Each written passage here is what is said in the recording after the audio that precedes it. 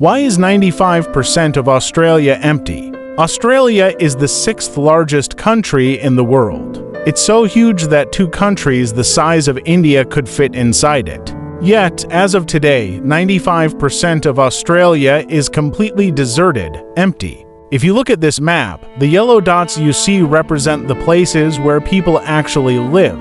That means 90% of Australia's population is concentrated in just 0.22% of its land area. That's less than 1%. And most of it is concentrated in just 5 cities: Sydney, Brisbane, Perth, Adelaide, and Melbourne.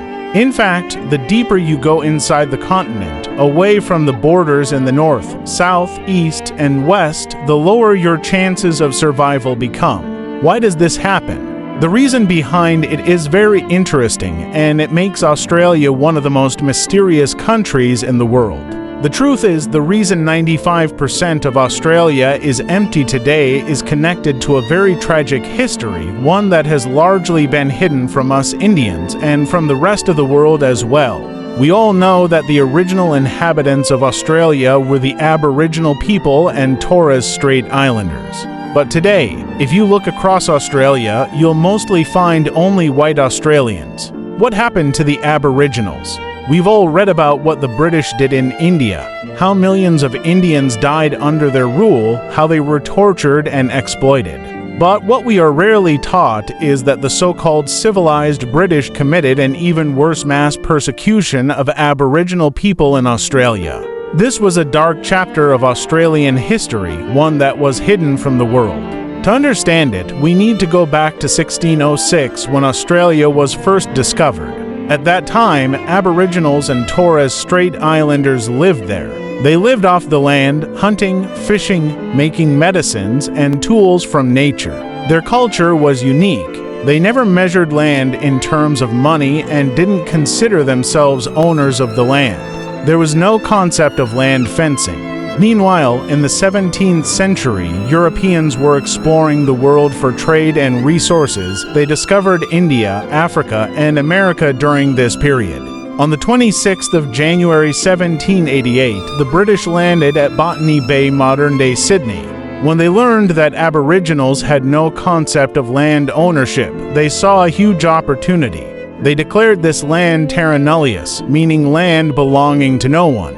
Initially, Aboriginals welcomed the British warmly. But the British weren't alone. They brought with them criminals from Britain: thieves, murderers, rapists.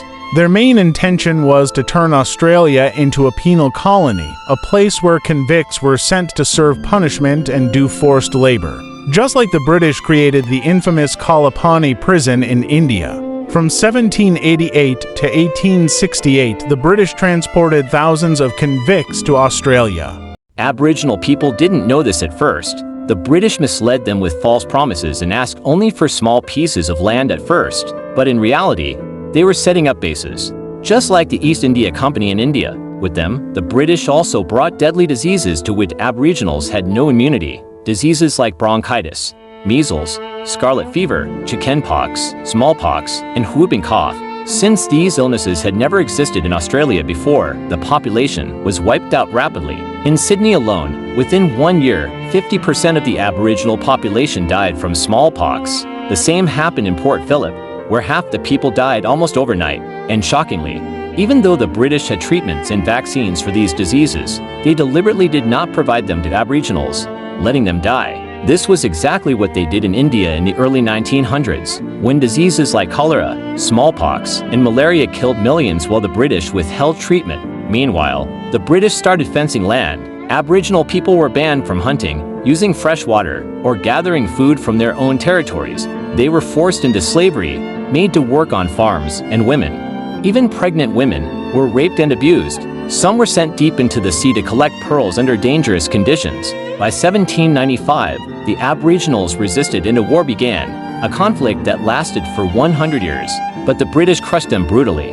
By 1900, the Aboriginal population had collapsed by 90%, from 3 to 7.5 million to only 30,000 to 75,000. Still, the British didn't stop. During World War I 1914, they sent thousands of Australians, including many Aboriginal men, to fight in Europe. According to Australia's War Memorial, 4,189 men between the ages of 18 to 44 were sent, and 40% of them never returned. In World War II 1942, again, many Australians were killed, and Japan even bombed Northern Australia more than 90 times. The wars further reduced the male population. Then came the Immigration Restriction Act of 1901, also known as the White Australia Policy. Its aim was to restrict the growth of non-whites, including Aboriginals and Asian immigrants, and keep Australia dominated by whites. So, in summary, diseases wiped out Aboriginals. Wars reduced their numbers further. The White Australia Policy blocked population growth from non-whites. Today, Australia has 26 million people, but only 3.8%, about 1 million, are Aboriginals. That's less than the population of an average Indian town. But the question remains, why is 95% of Australia still empty even today? The answer lies in geography and climate. Australia has three major landforms. Western Plateau, 2/3 of Australia, gives mostly desert and inhabitable. Central Lowlands gives rivers have salty water and suitable for farming or drinking. Eastern Highlands gives fertile land, forests, and fresh water, so people live here. But even here, survival is difficult because of extreme weather, droughts, floods, and cyclones. Why so extreme? To the south lies Antarctica with cold waters.